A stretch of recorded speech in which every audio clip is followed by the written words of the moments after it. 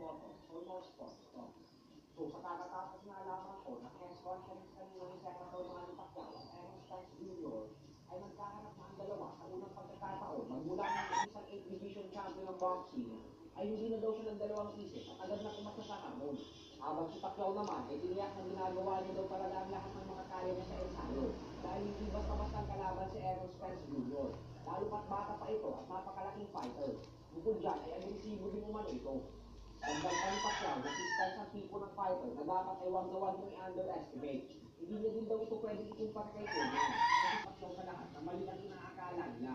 Kaya naman ang MVP ay kinakain nila ang mga prediksyon nila at natatalo ng malalaking halaga sa mga pustahan. Kaya naman dahil... Okay mga kapluto, isa